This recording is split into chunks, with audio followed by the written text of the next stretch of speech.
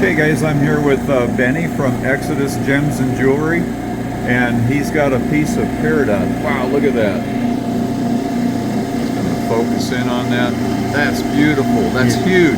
You know, this is one of the biggest nuggets that we've actually found probably in the last 5 years. That's enormous. And we sourced it with the natives from the San Carlos Reservation out here in Arizona. We've had a real close relationship with them. I'm only going on 2 years of being well acquainted, but some of the members of the club here have known the gentleman that runs their operation for, I don't know, over a decade.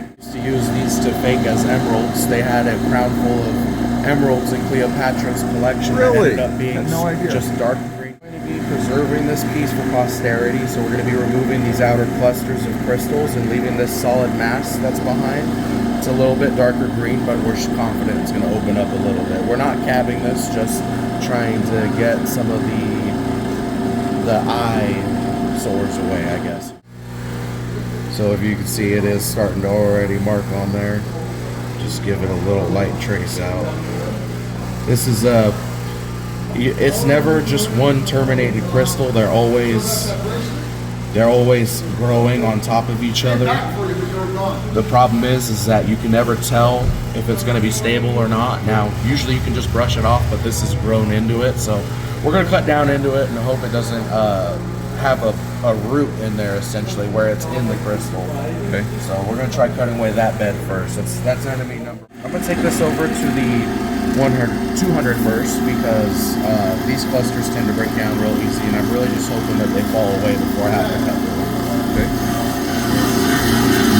There we go. This stuff is very underdeveloped Peridot. It's more akin to olivine and forsterite, which is when it has too much iron, it just breaks down the crystal structure really quickly.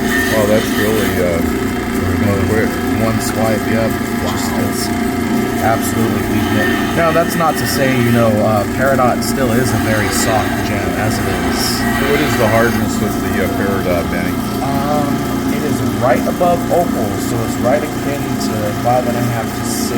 So right above would be 6.5, I believe. This is correct, because it's just softer than quartz. The other thing about it is it can be quite a diva. Now, over time, I've just gotten the materials more appropriate for finishing Peridot, but when it comes to faceting it, the last stages are the hardest. When you're using cerium oxide, a lot of times that chemical will pervade itself into cracks and crevices, and it's a very high heat process, so it will expand inside. Very interesting. Remember, when purchasing Peridot, always, if you're professionally purchasing Peridot or you're investing a lot of money into a piece with Peridot, take a loupe with you, because they will often have handling damage. If they use metal tweezers, that's a red flag for people buying new stuff. Absolutely. Every jeweler should 100% know it's either cloth gloves, and they have a special little cup in the index of their finger where they will scoop it up and present it for you. Oh, really? But if they pull it out with tweezers, immediately check those edges, because they're going to have scratches and nicks. 100% guaranteed. Yeah, every time they're touched by it. And I really feel like so there we go. It's starting to get low enough down where it's going to start coming. Now, I always will shame them. It's the gem, no matter how small it is. Sure. So I just feel like there's no such thing as a bad stone, just not enough ideas or time to have one. Sure. It's starting to get to the root of it, so it looks real broken up, but we're actually going to cut past that. That's just the bed of the crystal growth, so let's go a little bit further. I might actually deign to, because it's starting to get harder the closer it gets to that crystal, so I'm going to take it just Switch for a to second. the other.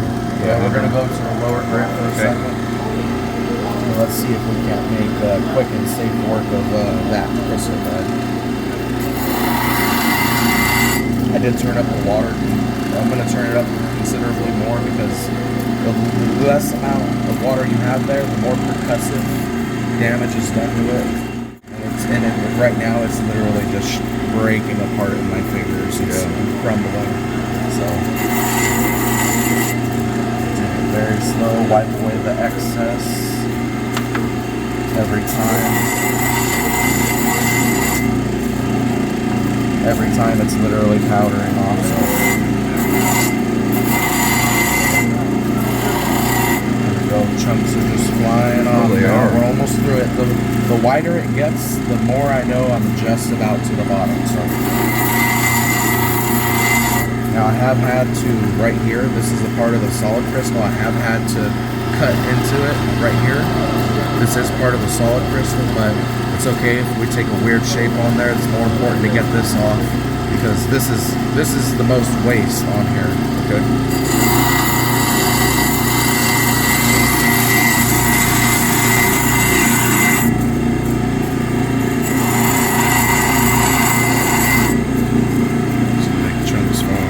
Set that to the side.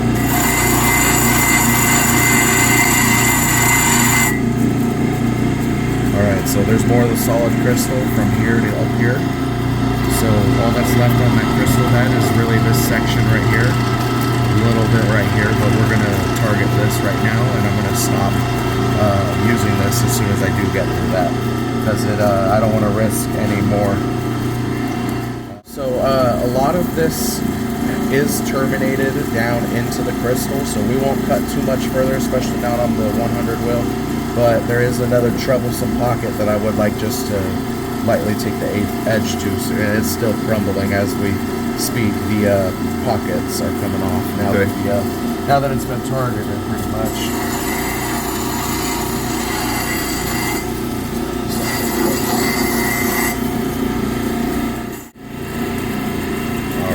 So this needs a little bit more work, but we're going to take that to the higher grit and take it slow. Definitely get to work a couple of these little creases and fractures out. Not too much, but we do want to open up a little bit more light. If there wasn't as much here, it wasn't as clear as I was hoping to, so I'm not going to try making the face because I don't want to risk cracking this actual part of the crystal. So we're going to start taking it slow on the 200 wheel. Okay.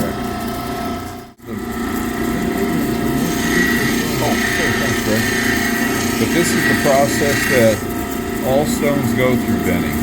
Yeah, it's a little bit give or take because we are just trying to carve out we're just trying to bring more light, expose more color. Those two areas that had the crystals growing there are really white, you know. We don't want it to look like it's a tumbled stone, but we definitely want to keep as much of the shape as it had as possible. Okay.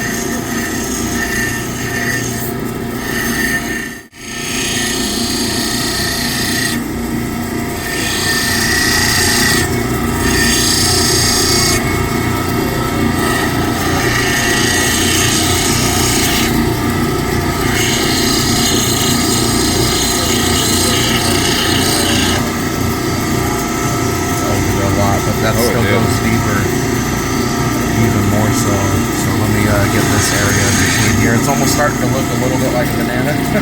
Yeah. But good thing we're not going really for aesthetics and more just about hopefully presentation for color. It is time. Wow, it's really, yeah, it's going to be time to stop working on here because everything that's here, we're so far down and into the main crystal that I don't want to end up with pockets because it pops out. Yeah. So we're going to take it to the wheel. We're going to give it a rest for a second. Peridot, and we are on a different machine now. We're on the rubber wheels that open up and expand to hold these belts. These belts are silicon carbide. You can pretty much cut through anything with it, all the way up to corundum sapphire, and obviously anything softer than that, which is everything else. Okay. Except for that. All this yellow area is iron inclusions, and it has crystallized from iron oxide, and that mineral is known as forsterite. It's one of the 3 phases of peridot or crystallite, however you'd like to remember it by. Crystallite is the gemological name. Peridot is technically the trade. Was learning first gem cutting and under Indo-Asian tutelage. So my very first teachers were master gem cutters out of Thailand. Really? I worked with them in New York, which is where the Sotheby's auction house is hosted. So a lot of the things that we would do is actually restore the jewelry for the auction houses. Even sometimes it was just as simple as a buff polish and cleaning. But a lot of times what would happen is they would receive these pieces from closing down museums, private collections, even sometimes celebrities and whatnot.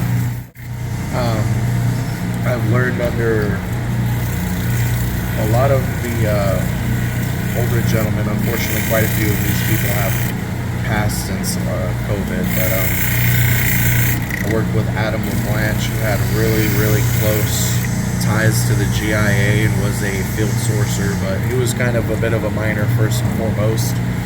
And you know,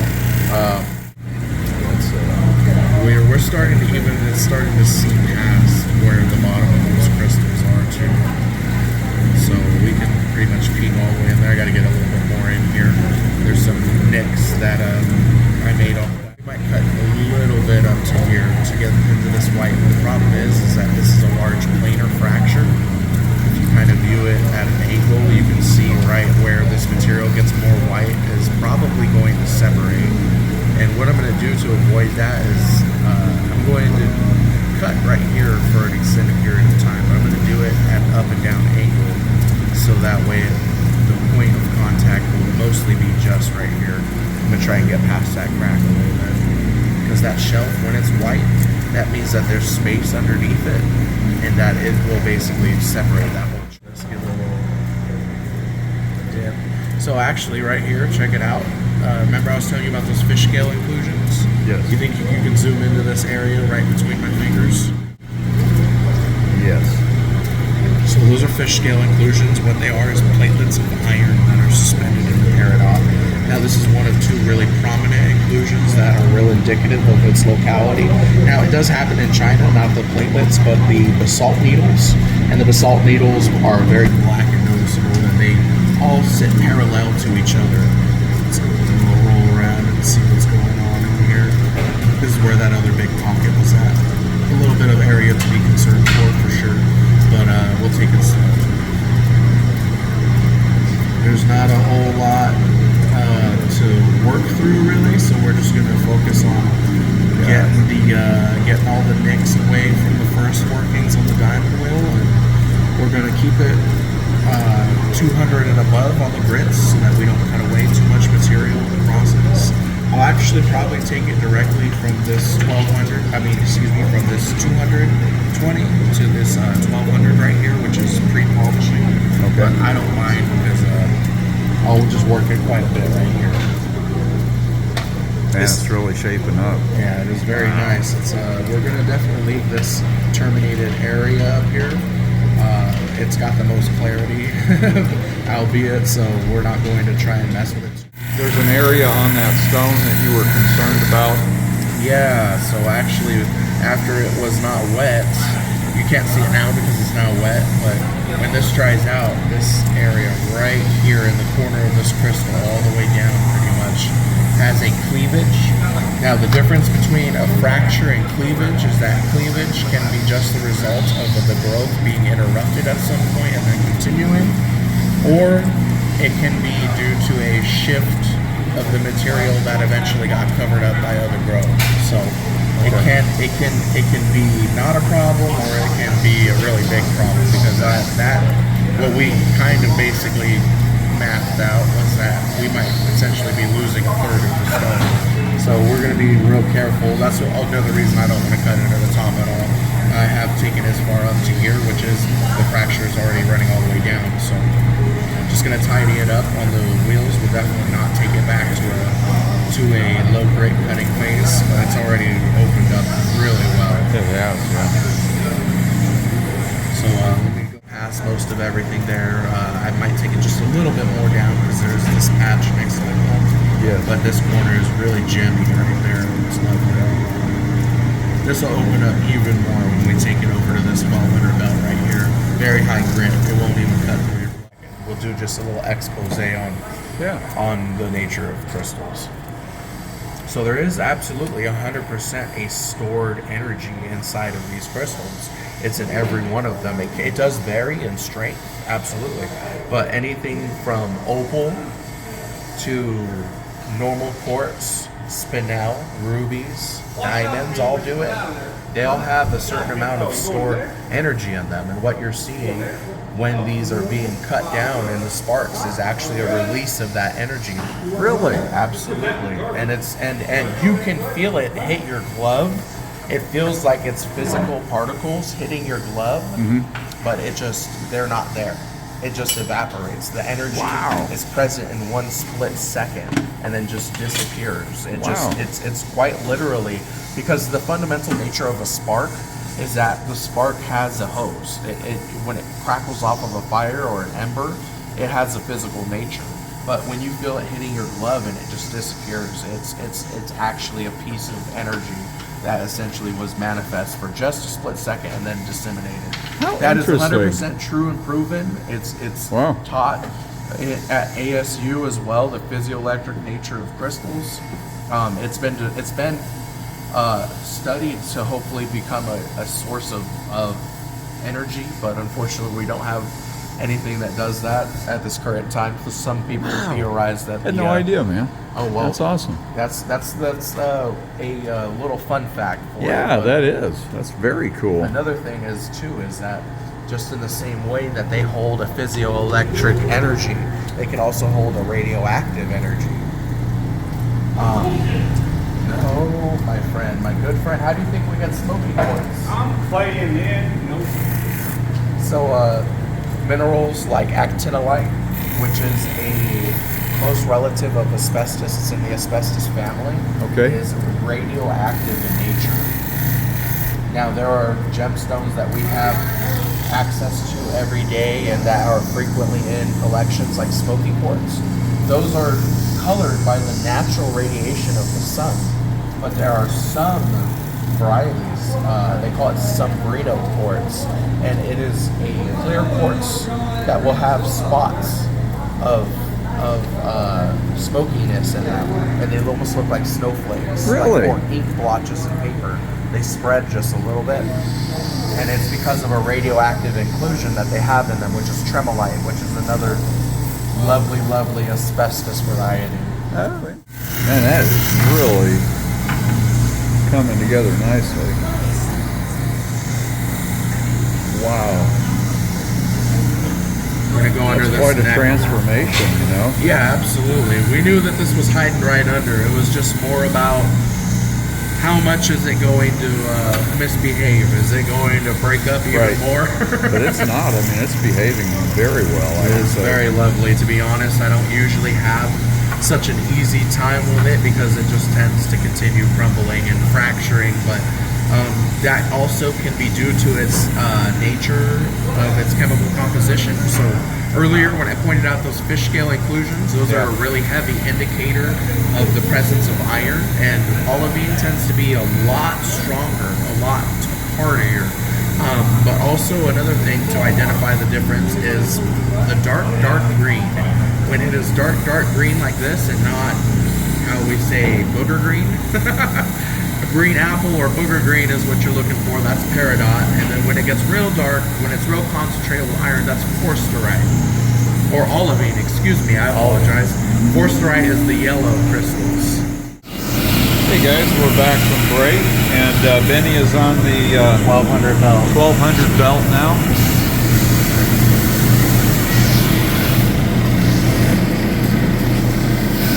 That stone is really starting to take shape. It's going to get a little more light on that. There we go. Is that okay with you, the light there? That's perfect.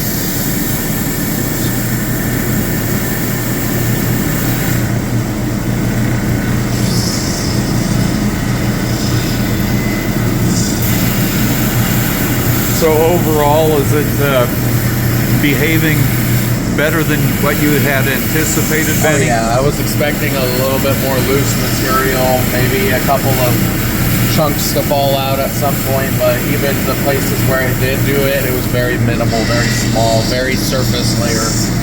About just as everything that could have went right is going right about now. That's awesome. So how much more time would you put in on this to complete it, do you estimate? I'm in real time, probably. Maybe I foresee, especially in the polishing process, it's going to be a lot slower.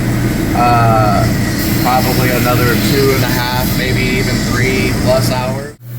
This is just to give us a sneak preview here, guys. Yeah, it'll still be pretty matte in texture, but we will hit it with the 1200 just for a second, because that'll show us even more. Now, I'm making only brief contact with it because this stuff transfers a lot of heat. It's high in iron. And we don't want to spread any fractures that have moisture. And that's just a plain buffing wheel. There's nothing on there, no medium at all. So we should have a pretty matte texture because that's just a finishing phase, a pre-polish phase, excuse me. So there we go. It's very matte in texture, but it's very consistent. There's no, I'm not seeing any vertical scratches. So actually, it's pretty dang good right all over. Look how polished it is already on that corner though. Oh yeah. You know what? We'll take this straight to 1200, but this next part is where we're gonna definitely have to start slowing up in order to generate a good polish with the wax-based polish. You have to bring it up to a certain temperature so it starts to transfer from the wheel onto the stone. For on here, it cools down. It's physically on there. It's not just what do you call it? It doesn't see when you spread this on here. Yeah. It doesn't perfectly go in between all the fibers. What happens is it starts to heat up between the friction, and then that friction causes the existing polish to melt, and then on the stone it applies itself, and then as you buff it with that polish on it, it spreads. But fundamentally, this is not doing anything but holding the wax on there between the two to transfer. It's the way to transfer between it, because you can't do it like this. It doesn't stick to the wheel. You can't heat this up and do it. It doesn't do the same thing. The fibers have to catch it while it's hot. So that's what we're gonna do right now. There's 2 wheels on here, so it's really about preference or how big your piece is. If you've got a really small piece, you don't want to do a really loose wheel that's already opened up. You want a real firm one. This is really soft. This is gonna have strings that are gonna fly off, get stuck, and maybe might even pull the stone. See, look right here, that'll probably continue to come out. So we're gonna go over here to this really see that a little bit there. It's exactly. You get little spider webs in the corners. This one's super firm. It's got all the stitches still on the side, so we're gonna go ahead and work on this one. We will go to the soft one. We do have plenty of material to hold on to, so. But the other thing is that this stuff heats up really quickly. So heat is your enemy right here. But it's also supposed to be my friend, so I've got to find a little balance between the two. We're going to be doing a little dance. I will be taking it and cooling it in the fridge at intermediate points once it gets a little too hot. Stuff is high in iron, that's why it transfers so much heat. Quartz too is really great. The reason I prefer the hard wheel first is because it does create more friction when it's firm. So it'll heat up in quick contact a lot quicker than it will with that soft, airy wheel. So makes sense. We're just gonna make passes. It's already bringing out a great difference. You gotta be careful because you can't just go in one way with these because it will cut lines into it. It will, especially with a firm wheel. This right here is equivalent to the wheel we just got off of. The 1200. 1200 grit. So this has diamond grit inside of it. So it will cut. If you just hold it in one spot, you'll cut a shape in your stone.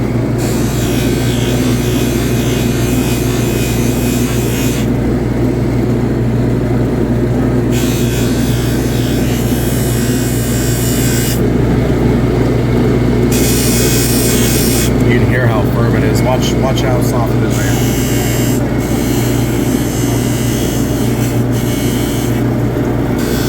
Oh yeah, just like Oh, see, like even right there, already, just those 2 passes. It's already got hot. If it will burn you, it will crack this. So we're gonna definitely slow just a little bit. Just let it cool off. Let's look at what we've already made passes over. Look at the clarity in that corner right above my finger. That's lovely. Oh, it is. It's very lovely stone. Like I said, Peridot's really underappreciated in the gem world.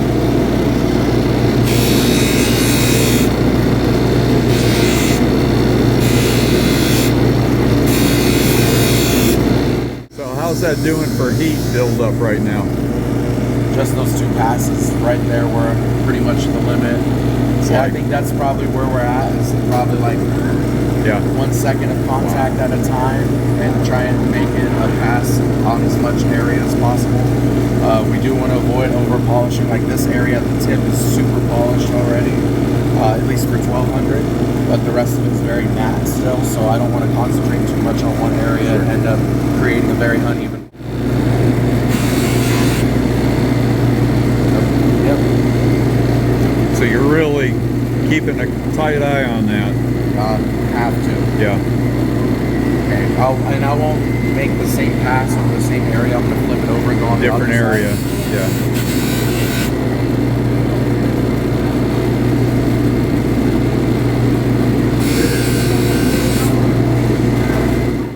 So in between passes, Benny, when that builds up heat in the stone, how much time does it take for that heat to dissipate where it's not gonna...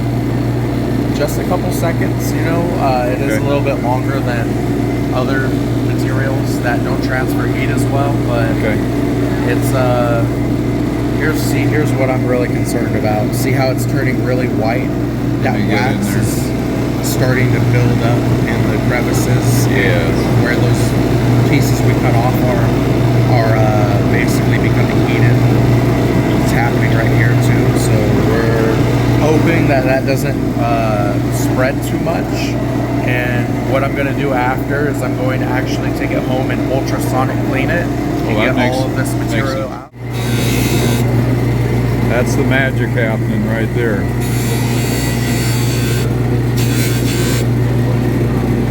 Now it's like super bearable. It's very like just like probably as warm as a lizard's eating rock would be. It's, you know, not comfortable, but it's not unbearable. I was expecting pieces to be kind of crumbling out of the smaller areas that were there, but the main crystal has really packed them in, really mature, I guess, and we're going to just keep working it. It may appear very white now, but once we get all of that wax medium out of there, everything, you'll see the real luster it takes on. There's a lot of people still make money outside of mines and the tailings of mines from hundreds of years ago, because they threw away so much stones and stuff because they were looking for gold. Yeah. Or they were looking for one specific mineral.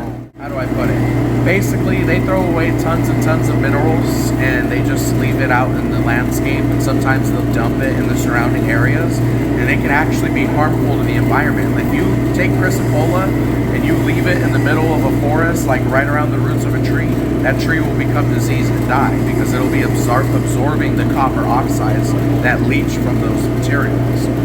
So part of it was cleanup, part of it was also rewarding ourselves with what they had. But for example, the copper industry in Mexico, they sell portions of their tailing piles to different miners for whatever the materials are native to the area, but all that they want is the copper. So they pay, they turn over whatever copper isn't trapped in matrix, and then they take everything else that they can profit off of. It's a very interesting symbiotic relationship that's with the market. It's taken real well to this 1200 polish.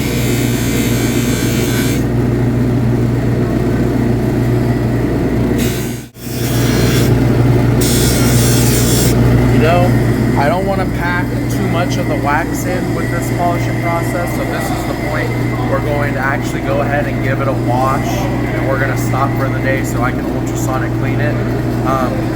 I just kind of see it penetrating deeper, so I want to stop it down, get it out of there, and then we'll recontinue.